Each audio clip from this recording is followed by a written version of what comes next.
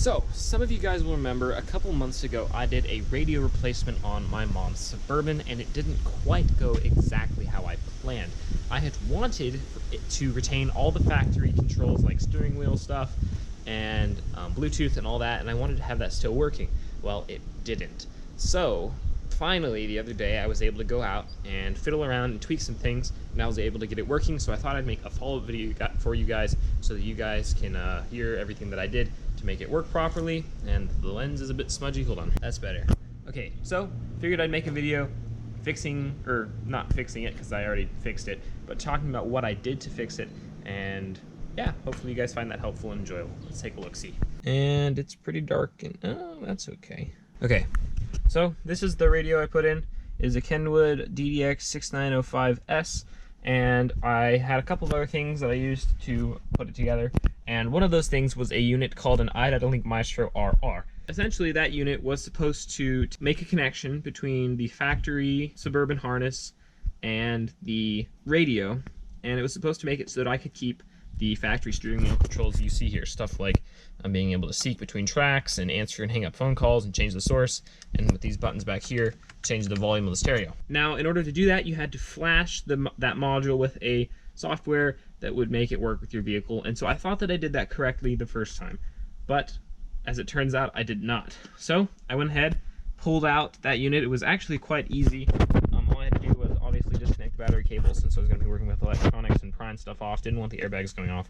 So popped this trim panel off, loosened up the screws that were holding these panels here and the radio itself in place, and pulled out that RR unit. And once I'd done that, I took it inside.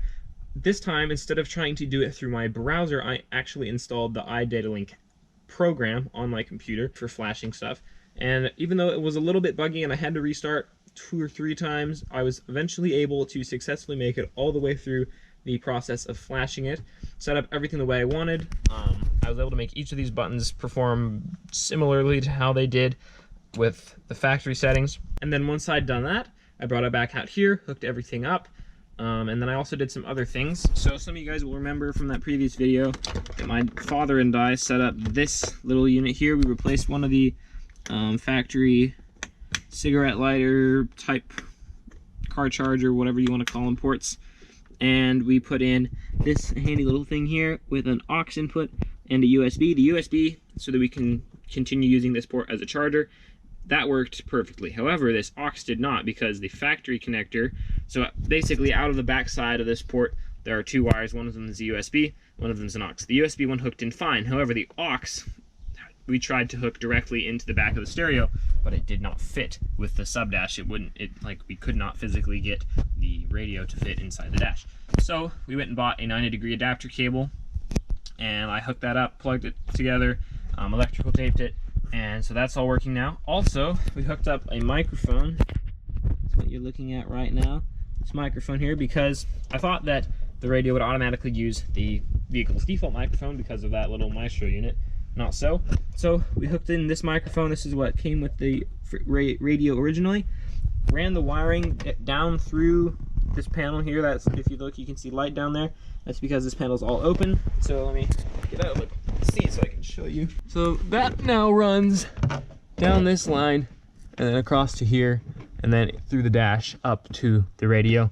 So that's pretty cool. Now everything works. So with that actual using the app to flash the unit, I was able to get the steering wheel controls and everything to work as intended. It's much nicer to use this thing now. Also, it actually correctly reads data from the vehicle, so we can get notifications about tire pressure. We actually have a bad tire pressure sensor right now, so it won't stop telling me that the tire pressure needs to be adjusted and we need a new tire and all this fun stuff that isn't actually a problem because the tire's just fine, but TPMS is messed up.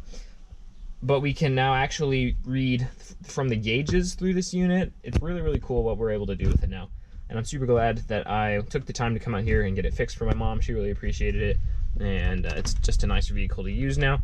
And I feel like we actually got our money's worth with this extremely nice head unit and that RR iDataLink unit. And you could say, oh, I don't really believe you and I want you to set it up, but the problem is there's not really a good way for me to demonstrate it working for you guys because of copyright. And I could try to play some uncopyrighted music But if you guys really want to see it working, just leave it down there in the comment section, and I will make a clip of me demonstrating everything working to you guys and how I set it up. However, the really cool thing about that RR unit is you can set it up so that those buttons do whatever you want them to do. So that's a pretty neat feature in my opinion. Gives you a lot more flexibility. If you don't really like how those buttons work from the factory, you can change it up with that unit. And so I decided to go for the factory look, or the factory functionalities, because that's what my mom wanted. Obviously her car wanted to respect that. So and I'm pretty happy with how they work too. But if for some reason you didn't like it, you could change it. So if you guys did enjoy this video, please go down, leave a like and maybe a comment on what you thought, or if you want to see another follow-up with me explaining how this works. I promise if you guys want another follow-up, I won't take as long as this one did. That was pretty bad. It's just stuff gets busy and mom needed the car and I didn't really have any time to take it apart until summer, and now that it's summer I was able to do that. But thank you guys so much for watching. I hope you have a fantastic day. Share this video with your friends who may be doing radio replacements and installs of their own, and peace out.